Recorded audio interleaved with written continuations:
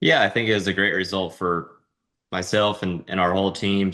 And I think it'll allow us to really just build some good momentum to not only end this year and hopefully score that first win we've been looking for, but something to just build off of um, and some excitement for the off season, you know.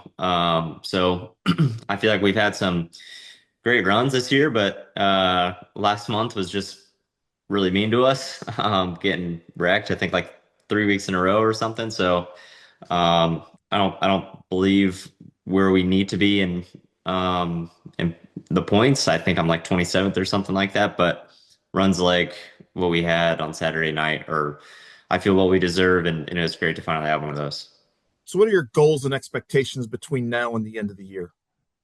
Yeah, I think there's some great tracks coming up for us. Ones that come to mind, Loudon. I feel pretty much my whole entire team have, in some way, some form, a modified background. So excited for this weekend. And this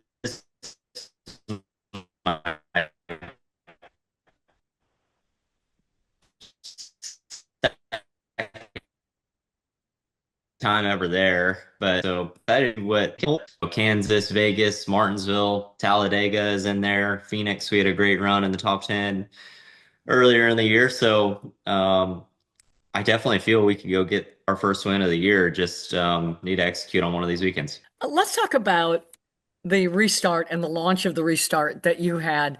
And behind, I think third behind Christopher Bell and Brad Keselowski, it was a perfect launch, really, really good. And then after that, it just went crazy as hell.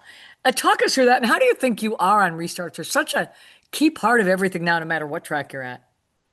Yeah, definitely. Passing is made on restarts, pit road. I feel like those are your main opportunities. It's just everyone runs the same pace in that middle portion of the run, it seems. And so, unless you're a really wore out place, and even at times with that, we're still somehow running the same lap times. But yeah, I mean, I felt all night what I was doing on restarts and like my tire cleaning was working out pretty well for me. Everyone that I lined up behind, whether I was in third or fourth, I felt like I was rolling to their bumper more so than the guys that I had seen. And fortunately, that last one was a pretty good one. But yeah, I mean, just tried getting in there and yeah, I mean, pretty much all the restarts before that, especially once we everyone started having their tire issues. Once they were cleaning the track, they kind of blow the marbles into the PJ1, and so that bottom lane hits it. And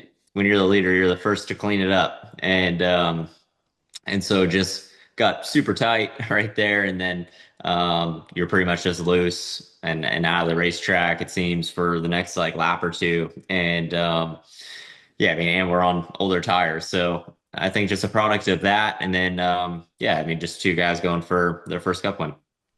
When you look at the video, how many times have you watched it? And do you think, man, pretty good launch there Yeah, to yourself? I actually, yeah, I mean, I actually just recognized it like the middle portion of the race once kept restarting in those first couple rows. I knew my restarts had been pretty strong, so I didn't want to change anything up from a tire cleaning process and what I was doing with my launch. And so, yeah, it was working out for me. And sometimes when you have those things, you don't really want to change it up. How does that help strengthen the team? Because obviously this is your first year with this particular group too. Yeah. So those kind of trying moments, what do you learn about each other when you guys go through that together?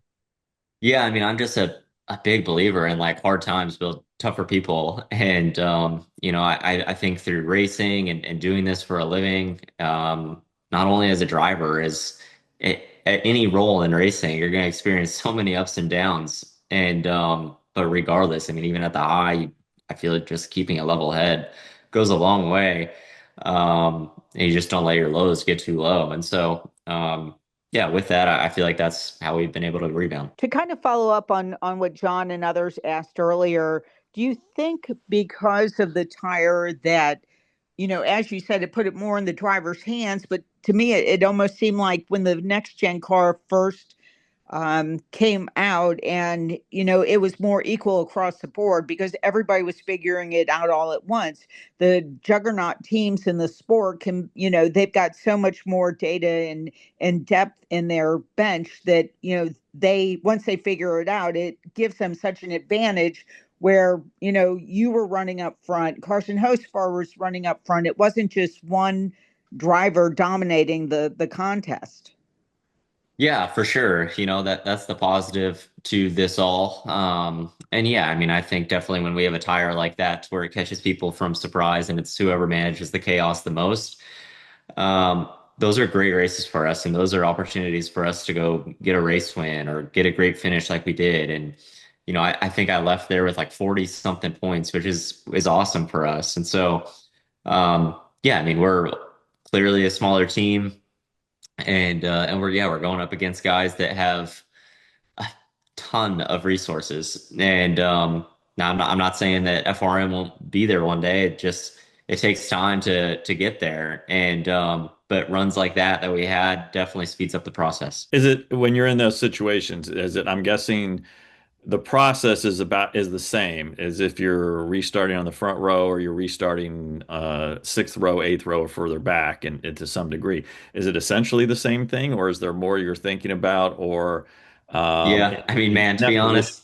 honest, there's a lot more you're thinking about. Like a lot of the wins that we take as like a smaller team or your first couple years in Cup are like, man, top 10 days in the Cup Series are a great day. And that needs to be like celebrated and there needs to be some excitement behind that. But man, when you're trying to get your first win in the Cup Series of something you've just wanted to be in for your whole life, and then the opportunity is right in front of you, it's going to be settled in a couple minutes.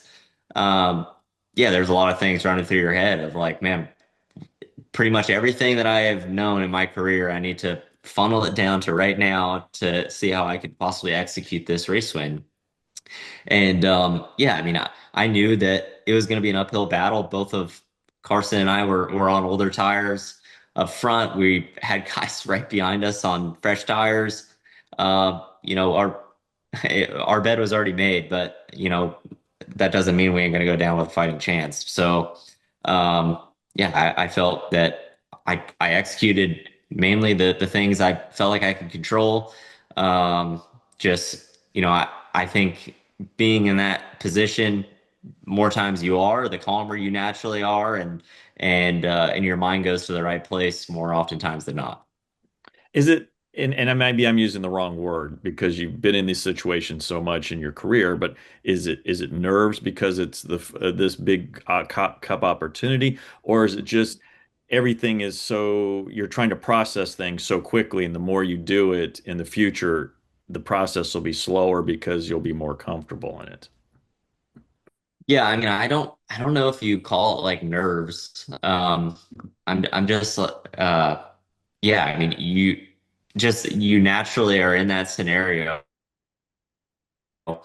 And I mean, you want to compare it to like football. Like if a kid has played football his whole entire life and he dreams of going to the Super Bowl and he has the opportunity to throw the winning pass in the Super Bowl, like you're naturally gonna those things are gonna run through your head of like I've worked for this all my life. And the opportunity is right here. Who knows if I'll have this opportunity again. And so I don't know about everyone else, but those things run through my head at some point in time. And so yeah, then at that point you're just processing it. Like I don't think about it and I stay thinking about it. It naturally just pops up in my head of all right, the opportunity is right here, right now. What can I do to execute this?